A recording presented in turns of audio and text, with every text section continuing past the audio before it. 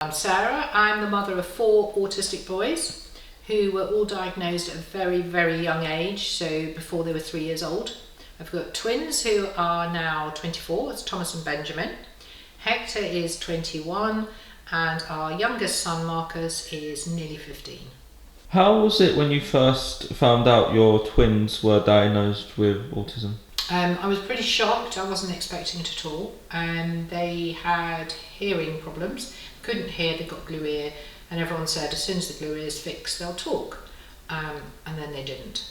So one day at a hearing test, the paediatrician doing the test just threw at me in the middle of the appointment, well, they're both autistic, of course, off you go.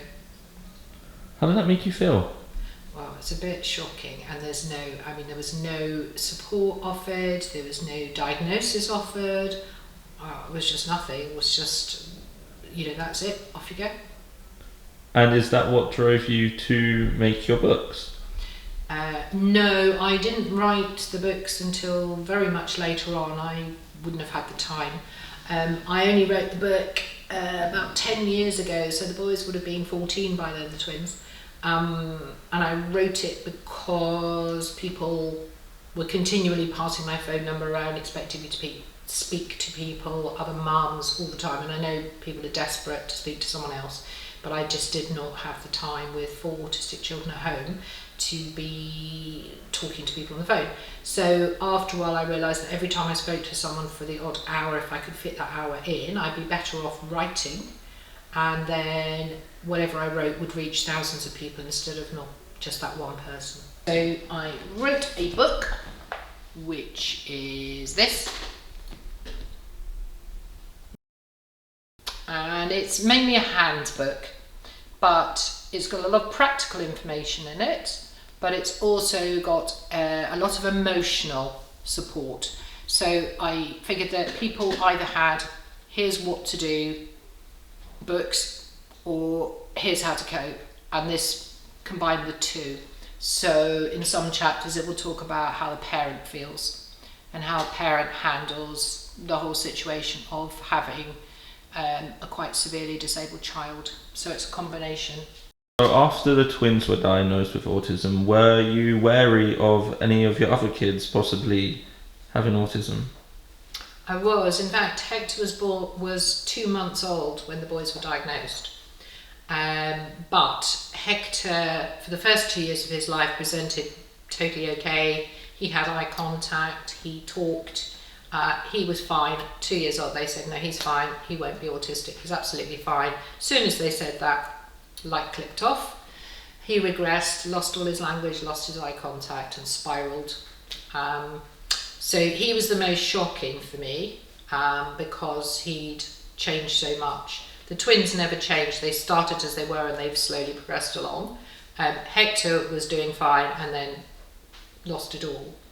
And then I still wanted more children, and we knew there was a possibility, and genetic counselling says either 8% or 20% chance that another child will be on the spectrum. Mm-hmm. But being on the spectrum could mean quite able or not very able, and so that's not a very helpful term either. So we knew there was a possibility that Marcus would also be on the spectrum, but we went ahead anyway. So, Hector. Yeah. How's uni? Yeah, that's alright.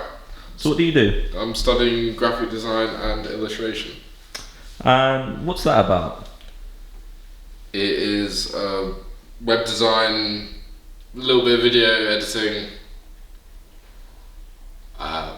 illustration. We made a magazine cover,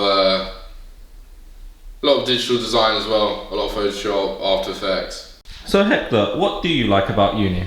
I like the social element, I like the sport groups. I'm in rugby in particular, there's a lot of drinking involved. Yeah, that's quite good. But I would say I do struggle with the one thing I don't like about uni is essay writing, and I do struggle with a lot of academics when it comes to writing, and I do need some help occasionally. So what are some of the things you face having 4 children on the spectrum? I think the hardest thing is the battle for what they need. So the constant battles and fights with the local authority to get the right provision, to get the right support, to get the right education that they need to thrive. And that's been ongoing all the way through, that we've had to fight for them. So, can you tell us a bit about your other book? Because I heard it won an award recently. It did. This book, again, was written because I blog now. I've been blogging for about 7 years, and people continually ask the same questions. Well, how old were they when they got diagnosed? When did they first say the first word? How did you potty train them? How did you go on holiday? How did you cope, basically? What did you do? And also, what did you do to get them from non-verbal and destined probably for institutional life? How come these days they're walking around independently? What did you do? So rather than writing it as an information book, I've written it, it's like a story, so it's a memoir of them from when they were born until now. So it just tells the whole family story of all of them.